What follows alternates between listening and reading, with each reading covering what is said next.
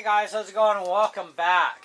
Well, I'd love to show you a TV show, but I'd probably get demonetized, so we're going to do PlayStation instead.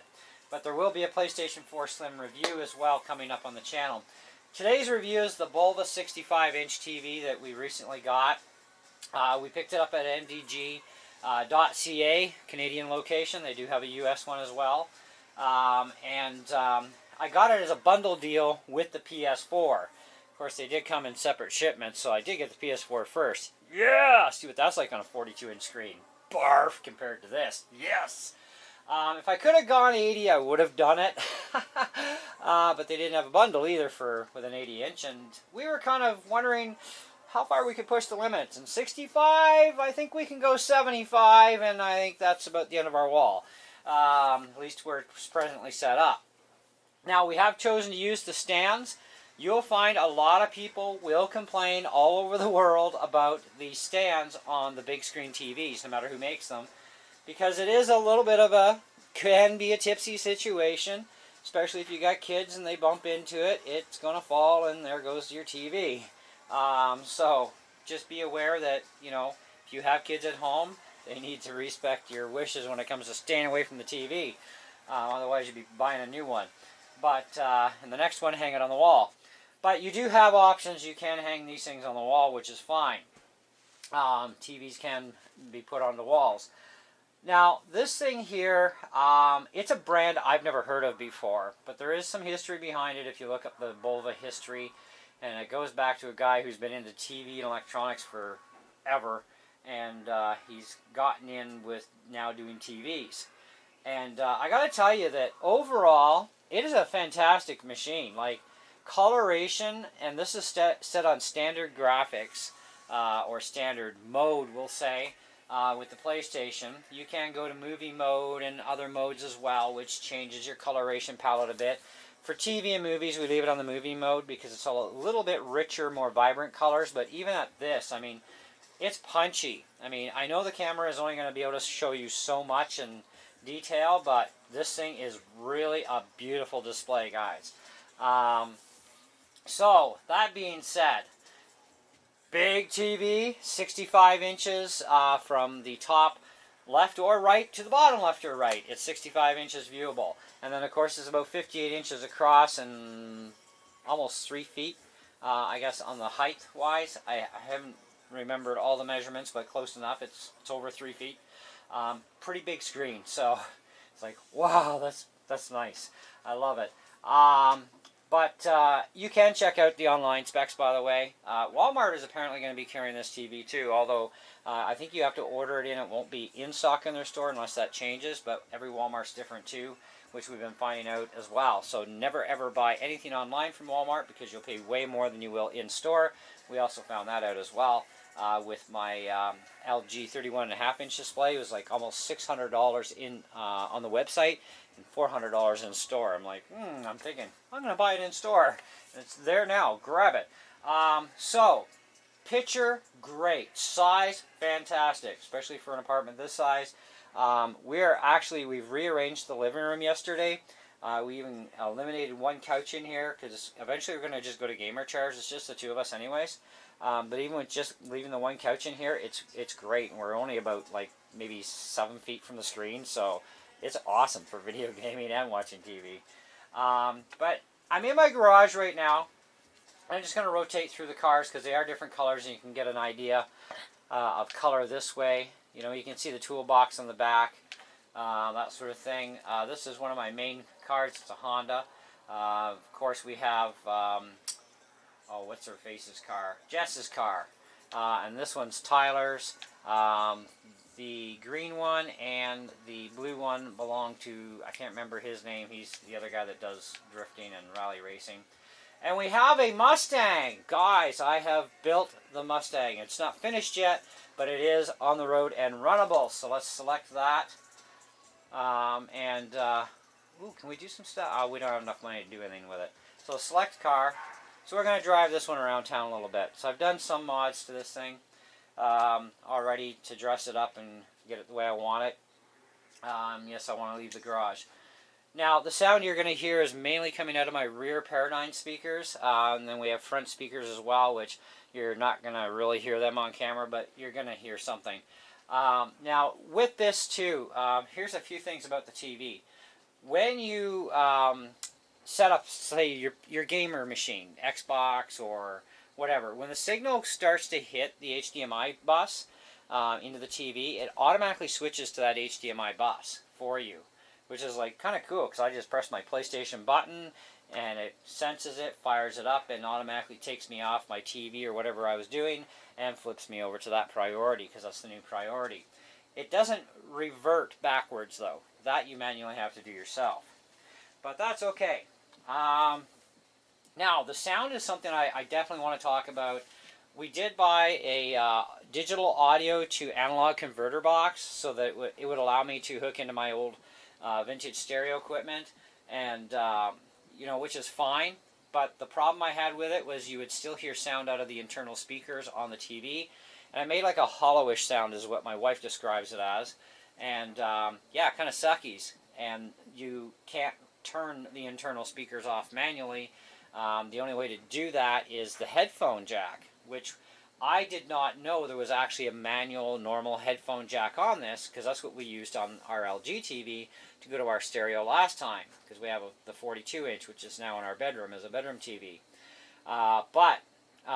So anyways, when we got the TV, that's when we noticed, hey, there's actually a real headphone jack here. But we did try the digital first, didn't like it, so that was a waste of money for the adapter, so I guess I'll be selling that. For the headphone jack, I took the cable from the old TV, used it, so now my internal speakers are cut off. Now, one thing that's common among all LCD TVs, it's been that way for decades, ever since LCD came out on the market, is the internal speakers suck. So we need to go to a sound bar, or we need to go to a home stereo or a surround sound system of some sort to get better quality audio for our listening pleasure while we're playing video games or watching TV or watching a movie, etc. Okay, that's just a common thing you're going to find in every brand of TV out on the market, is the internal sound actually sucks. But we have fixes, of course. So either way, the industry is in cahoots with each other, I think. But that's okay, I don't mind. Now, this is a 4K TV as well, by the way. But if your device cannot produce 4K out of its bus, you are only going to get 1920 by 1080i, which is interlaced, not progressive scanning. Okay, it's interlaced scanning, which is fine. Now, we do have, of course, the PlayStation is more than capable of doing its 4K thing, and it seems to be fine. It's a great picture. We're good to go. Blu-ray DVDs will be fine as well. Where we're having issues, of course, is our satellite box. Even though we can switch over to the 4K side of things, which I'll show you those menu choices in a minute, our box is only capable of either 720p, 1080i, or 1080p. So it cannot do 4K output.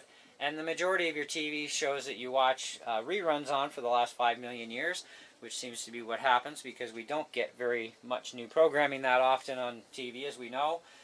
We watch a lot of reruns. That stuff has never been done in 4K, and even if it has, we're not going to be able to view 4K if our box, being satellite or cable box, does not have 4K capability. But you'll still get a really sweet picture, even when the TV is in a 2K mode. And let's actually do that, and then we'll play a little video game here. So let's go to the home button. We have Netflix, YouTube, Prime Video, Movies Voodoo, I guess, Movies and TV Voodoo. Facebook, of course, and more stuff you can do. Netflix.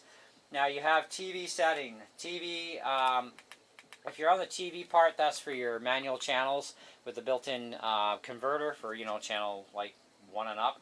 AV port is your component port. So if you have an old VCR, then yep, you can hook a VCR into this thing. HDMI 1 we've chosen to use as our cable box. For our satellite, and of course HDMI 2 is the PlayStation. HDMI 3 we have relegated as our DVD player or Blu-ray player. And then you have USB stick as well for doing pictures and other videos and whatnot that you can do with that. Now, getting into the settings, we'll start at the picture. Now, the one thing you'll notice is you got the side menu. You can't get to that, but you can get to what you're actually going after here. So we're in movie mode here, so if we switch it, we can go standard mode. And there's a little bit of a difference, you can tell. Standard mode's a little brighter, a little bit dimmer on movie mode. You got user mode and power saving. And dynamic, of course, is another mode that you also have. And then back to standard again. So on standard mode, I think it's actually a little bit nicer on the standard because just a bit more brightness for video gaming, so we'll leave it there. So when we're done with that, we hit the home button again. But you do have also other modes as well. You notice it showed 1080p up there. I noticed the same thing, but that's okay. It's not a big issue. We're going to talk about that as well. Anyway, so aspect ratio standard, temperature, middle noise reduction, open HDR is automatic, etc. So you've got some settings in here you can mess with. So back to our home, and of course we're doing this again. Sound. Sound is user. Now sound also has an equalizer, so you can push more power through the headphone bus or through the sound speakers built in and contour the sound to give a better quality sound even with the internal speakers if you're in the user mode and you actually understand how to run an equalizer. And the menu choice doesn't stay up that long, so you got to keep going back into it, which is a little bit of a drag. It should stay there until you're ready to hit escape. Of course, you got balance left and right. You got volume limit is off, which means we manually control it. Okay. Surround sound I have listed as on. Video description, or digital output type. Audio delay, of course, you have that as, I don't understand what the audio delay is about, but I'll figure that out eventually. From here we can just hit escape and back to the home. Main setting area. Okay, language, OSD time, HDMI. We are in the 4K mode. Your device may not work properly if this feature is incompatible with this feature. If your TV is not working properly, audio or picture, set the TV HDMI back to 1.42K. So there could be a cable thing, which is why we still get the odd pop-up. But there is a quality difference in picture, so we'll switch it here. And it'll resync. So if you really concentrate on that picture and you look at it and you switch, you'll see that there is a difference between them. It's very mild, but I think it would be better with a full-out 4K HDMI cable. I think that's where it'll benefit there the most, which I'm going to work on that because I do have one of those cables here. Okay, so we've gone through this area, link setups, time, reset. No idea what TTS is about.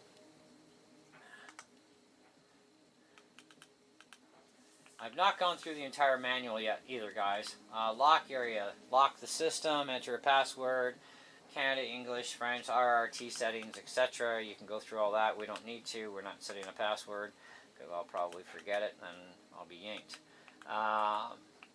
Program. That gets us.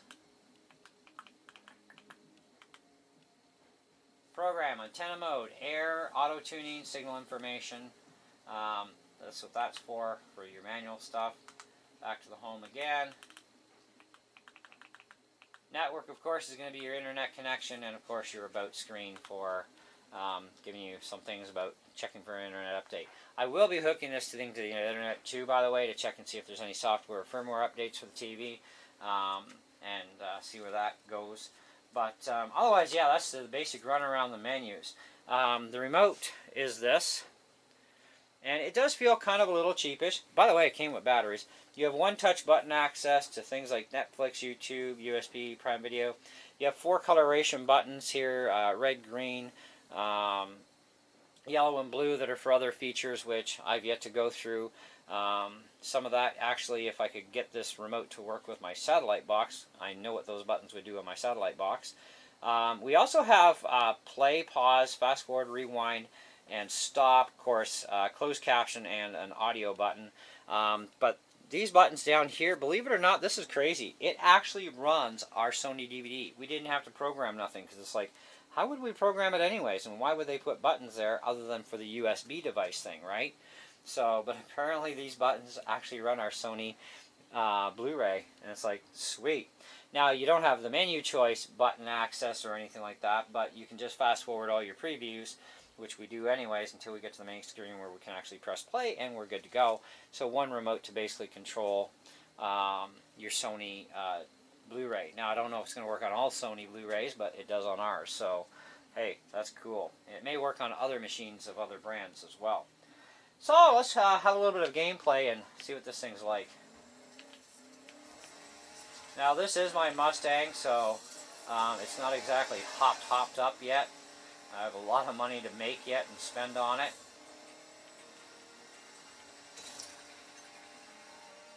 But it's a cool car.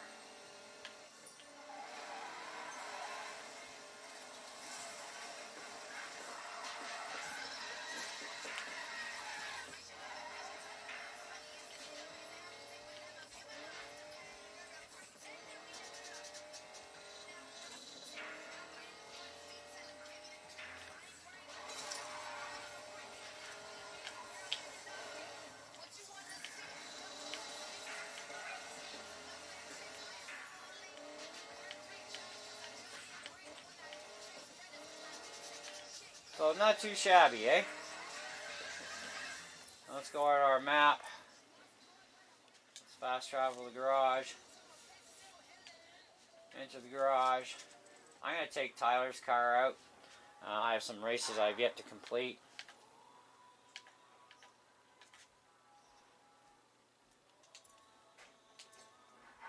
Tyler's car is pretty hopped up.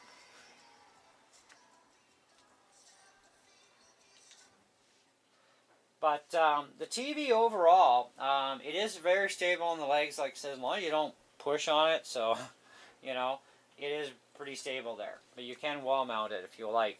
Now, as far as everything else goes with the TV, it is great. I'm really liking it. My wife apparently is really liking it too.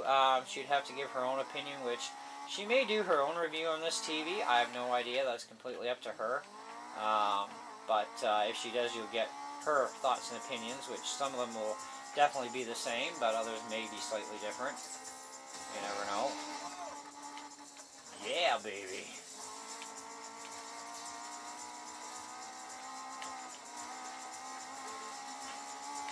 And we got gas station. Anyways, so pretty cool. But very nice quality. And playing games on this thing is fantastic.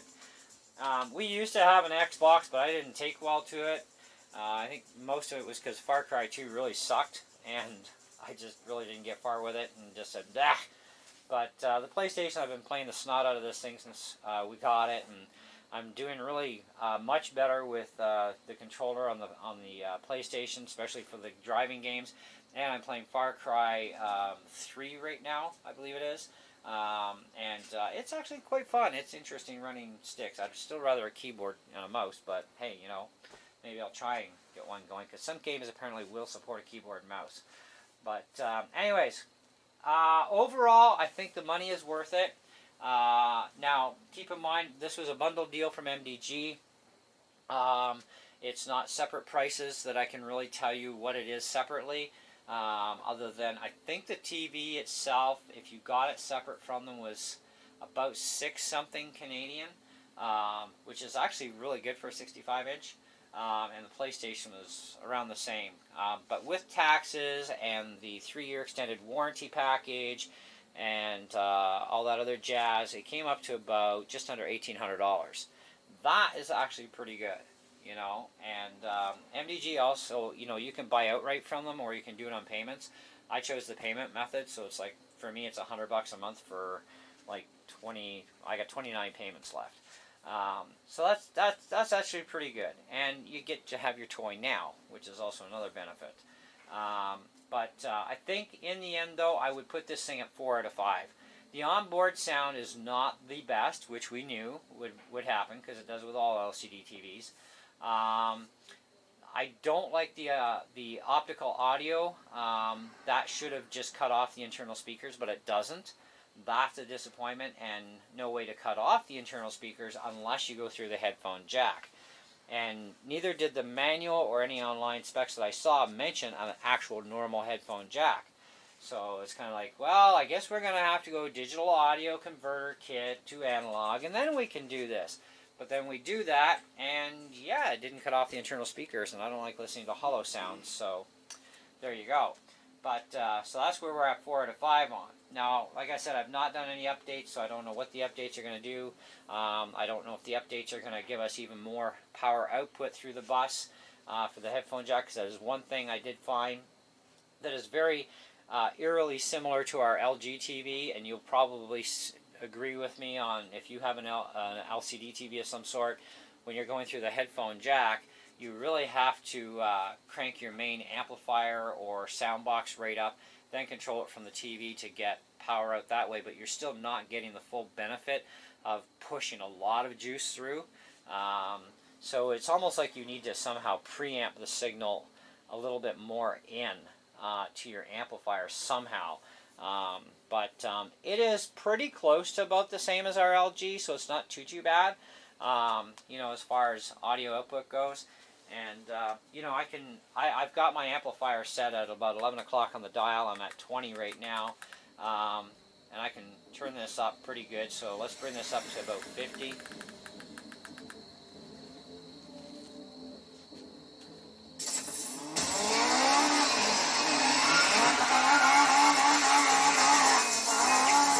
That was intentional, by the way.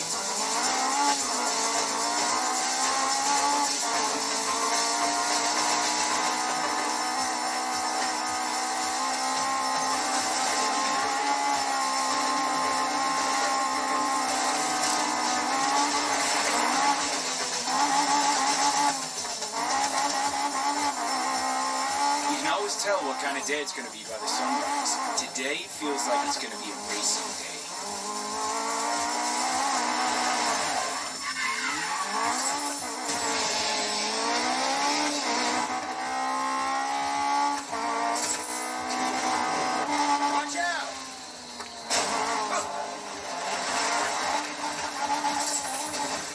Anyways, so that's not too bad. Now, the TV does have lower output regardless, even through its volume. It certainly does on the gaming side of the fence. And on the TV, when I switch over to my DVD player or my CD player or my tuner radio, I have to make sure I turn that volume knob on my amp down first to about 9 o'clock, or it's going to be really obnoxious. So there is lower output there in some areas where it won't be on others, but it's the TV does not have the same kind of registered output as the other devices do. They're much higher output devices. So maybe we'll have to find some kind of a preamp system to boost that signal into the bus a little bit more harsher, so that we don't have to turn the volume up as loud, and we can kind of balance out the amp that way. But anyways, overall though, a 4 out of 5 is pretty respectable, I think. You know, and definitely worth the money in my opinion. You know, it is a brand that is new to the market. They haven't not been around that long. You know, I don't even think they've been around as long as TCL and a few other companies out there, which are, you know, cheap Chinese-made TVs that actually are pretty impressive, and they are impressing some of the, you know, higher tech channels on YouTube too. The cheaper TVs, because we can make the TVs now very inexpensively. For some reason, it's a lot cheaper to build a TV with a bigger screen than it is one with a smaller screen. So it does save a lot that way, and allows us to buy huge TVs for a much cheaper price. Because, yeah, I mean, our 42-inch when we bought it, well over, I think it's 12, 13 years ago, 14 years ago, that sucker costed us like $550 for a 42 back then. And it still holds a value of about $100 to $150 after all this time, so it hasn't really, it's depreciated, but, you know, brand new tech out there. You can buy 50-inch TVs now, even from LG.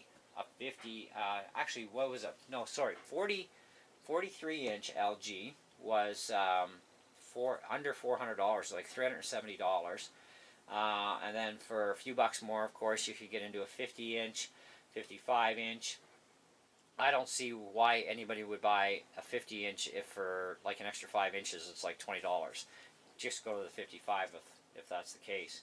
But 65 is definitely a huge upgrade from a 42. Let me tell you, it's a whole new world, especially with gaming and watching TV too. It's just like it's so much in your grill, especially when you're not that far away from it. We're sitting about 6 to 8 feet away, and that's plenty, and it's great, and I'm loving it.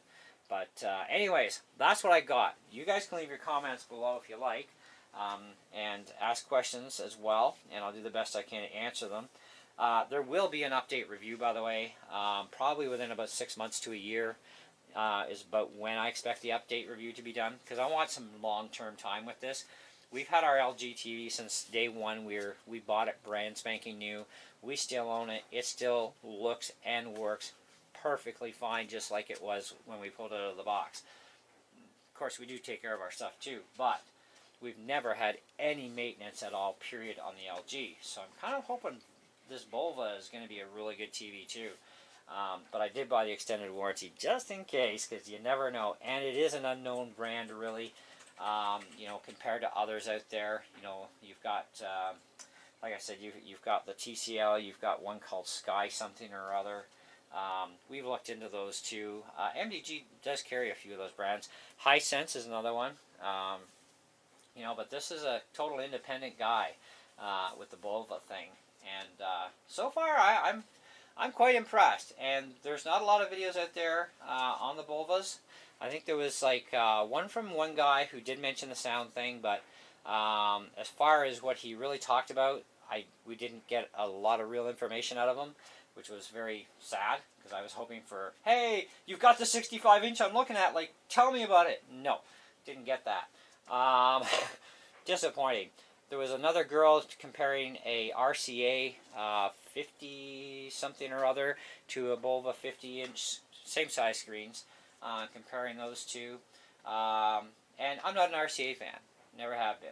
Honestly, I cannot say anything good about RCA.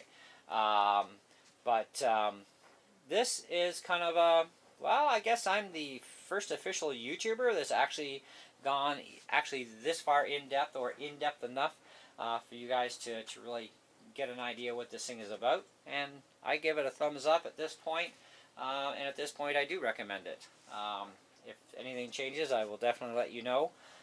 Like I said, there will definitely be an update review. In the meantime, I'm out of here. I got some Need for Speed gaming to do today, among other things. Finished reorganizing the house with my wife. So for now, catch you on the next one.